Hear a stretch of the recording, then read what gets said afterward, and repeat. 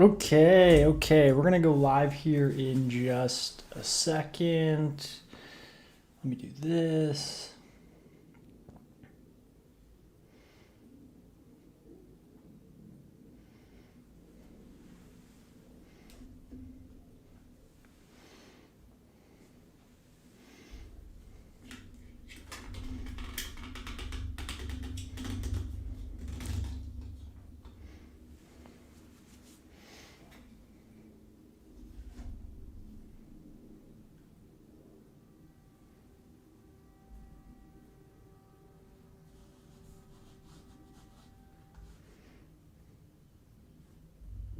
Okay, welcome.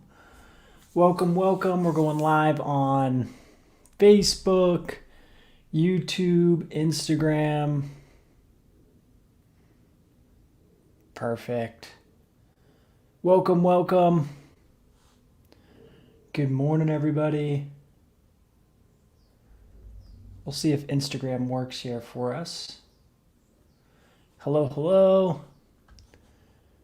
Okay, I wanted to jump on this morning and had a few minutes, just talk about some of the common questions I've gotten from some new real estate agents and also open up the question and answer pool to everyone else. So we are live on Facebook, we're live on Instagram, we're also live on YouTube. So wherever you're watching, please give it a thumbs up, drop a comment if you have a question, and we will go just like that. So one of the questions I got this morning, because I posted this to my Instagram, is what podcasts, what business podcasts or real estate related podcasts do you like? Do you listen to?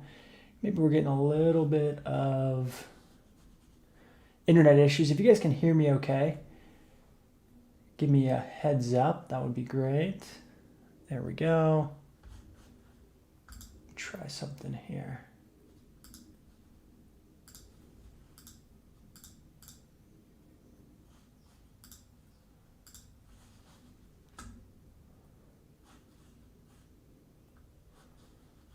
Okay. So, sorry, we're having some technical difficulties here, but we should be good now. So the question was, what podcasts, what marketing podcasts, business podcasts, real estate podcasts do you listen to? Do you recommend?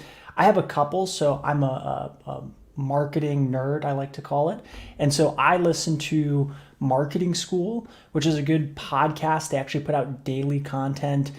Neil Patel and Eric Sue, they put out basically daily marketing tips and tricks, which I think are fantastic. They also talk about business related stuff. So if you're in real estate, I think that's a fantastic one to listen to. Additionally, I'll make sure I get the microphone here. There's some great real estate related podcasts out there. So there's been a ton of threads and a ton of different Facebook groups. So if you just go search for those, you'll find those. But there's a ton of top real estate agents posting content, interviews and whatnot. Sorry, I've got the dog barking in the background, doing interviews and talking about kind of their success tips and tricks. So I think that's another good option is if you're looking for real estate related content, just do a quick search and see what you find in the different Facebook groups. One that I listen to a ton is GSD Mode by Joshua Smith. He's fantastic. He's a big agent out here in Phoenix. So he's got a great podcast. Obviously, I put out the After the License podcast. So we do episodes on the podcast about 3 times a week. So you can always check us out. The other question I got on Instagram was, what marketing lead generation tips do you have for new real estate agents? And so I left a comment there, and I think these are good tips and tricks. Oh, we're still getting some poor connection there. So hopefully you guys on IG can hear me okay. For anyone who's a new real estate agent, the number one piece of advice that I have is make sure that you market to your database and your sphere of influence. It's one mistake that a lot of new real estate agents make is they don't market to their database. They don't market to their sphere of influence. And they end up having disappointment down the road because someone that they know, someone in their family ends up buying a house through another real estate agent. So make sure you're marketing to your database, your sphere of influence. If you don't know what that looks like, just get a list, literally a Google spreadsheet, and start to list out the people that you know and start to market to those folks. Hello. Yes. Start to market to those folks. I think that's a great way and a number one thing you want to kind of start doing when you're brand new, right? It's one thing that we tend to forget and we struggle with, but then if we don't do it 6 months, 12 months down the road, we end up having difficulties with it. The other thing that I recommend for all new agents is I would figure out one lead generation source that you like. So whether that's Facebook leads or open house leads, and go all in on that. And I would just pick one. So I would do your database, your sphere of influence as one. I would pick another random open houses, Facebook lead gen, and do that as a marketing lead gen source. And then I would pick one social media platform that you enjoy. So whether that's YouTube, Instagram, or Facebook, just pick one, and I would go all in on that. IG, we're having a ton of issues with internet connection, so if I'm cutting it out, my apologies. But I would find one social media platform that you enjoy, that you like, that you use, and I would go all in on that. So the hot ones right now are Instagram, TikTok, YouTube is big. I think YouTube is underutilized for real estate agents right now. We're starting to see more people start to do YouTube videos on their town, on their city, on their community, but I think that's underutilized and kind of untapped in a lot of ways. But there are a lot of agents who just have success posting on Instagram and posting on Facebook simply because you're connected with people on those platforms already. Okay.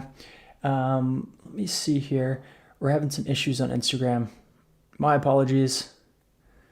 That's the fun of technology, right? So I think those are some great starting points if you're brand new in real estate. Make sure you talk to your database, your sphere of influence. Make sure you have some other lead generation source coming in. Let me even try something here. Sorry, guys.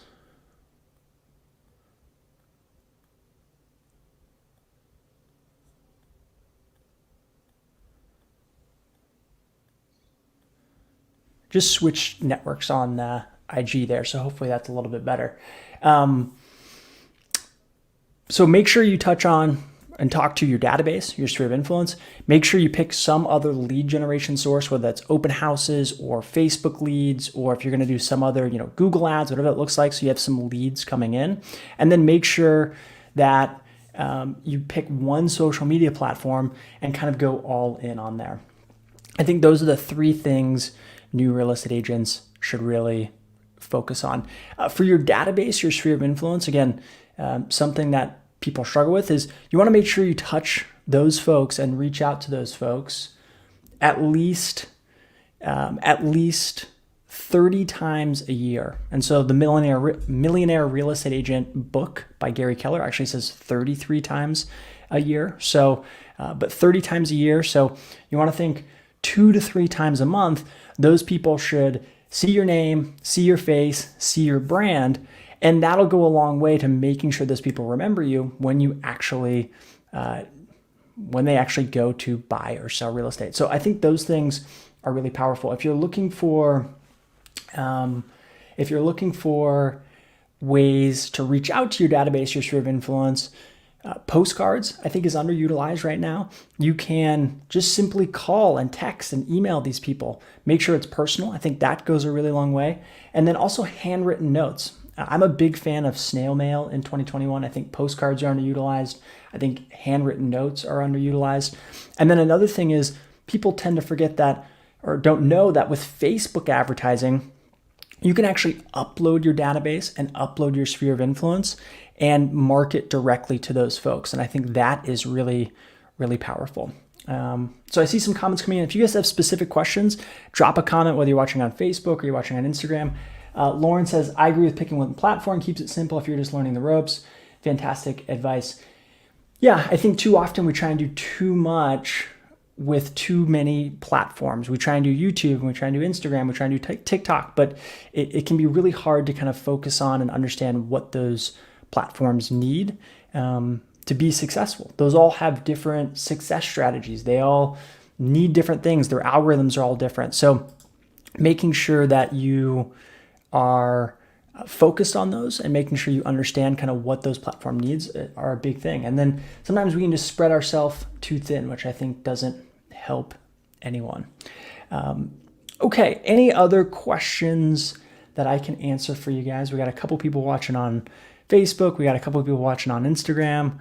I think we got a couple people on YouTube as well. There we go. So the other thing, the common question I get from brand new agents, which I think is really powerful, is when you're interviewing a real estate brokerage, what questions should you ask, right? So a lot of people don't realize when you get your real estate license, you actually have to go and interview real estate brokerages. And it can be scary. It kind of feels like a job interview. And there's a couple tips and tricks, or at least things I tell new agents to kind of think about and remember. And the first one is you are interviewing the real estate brokerage more than they are interviewing you. I think that is really important to understand. In real estate, you're not accepting a job. They're not going to pay you a salary. You are a business and you're picking another business to kind of partner with. So you need to interview them and understand what are their costs, what are their fees, what are they going to provide you? Is it training? Is it a mentorship program? If you're brand new, I think it's really important to make sure that they have support for you as a brand new agent. So make sure that they have a mentor program or they have someone that can teach you the ropes of actually selling real estate in your state. You want to make sure you can open up the lock boxes, and you want to make sure you understand the contract. And if you have questions or something crazy comes up, which happens more often than not in real estate, you want to make sure that you can go to someone and get help. So if you're a brand new real estate agent and you're looking to join a brokerage, I would interview a couple and I would understand and really get down to the nuts and bolts of what is it going to cost you per month? What's it going to cost you when you close a transaction? Is there a split? Is there a cap? And then what do you actually get for that money? Do you get an office? Do you get bullpen time? Do you get, a mentor? Do you get training? What does that look like? Some people offer training, but then they also charge you above and beyond that. So something really important to kind of think about is what are you getting from your real estate brokerage, especially if you're brand new. Additionally, if you're brand new, I wouldn't hesitate to look at different teams in your area. So if you're brand new to real estate, a team is a group of real estate agents that kind of work together. You're going to have a higher split, but more often than not, a team is going to provide you leads. They're going to provide you additional training. They're going to provide you support, and they're going to have systems set up that can kind of help you succeed. So just some tips and tricks on if you're brand new and looking at kind of different real estate brokerages out there. Okay.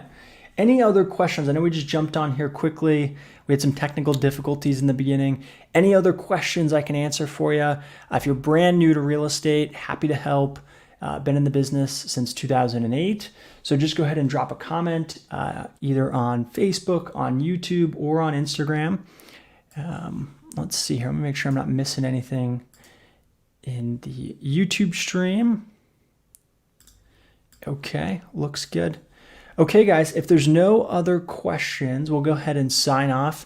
I'm putting out podcasts weekly on this After the License channel. So if you're watching on Facebook, just search After the License on the podcast network you listen to, or on YouTube. And if you're on Instagram, obviously you follow the Instagram channel, but check us out on YouTube and check us out basically anywhere you get podcasts. So if there's anything I can help you guys out with, please don't hesitate to reach out. I'm always available, and we'll talk to you guys next time.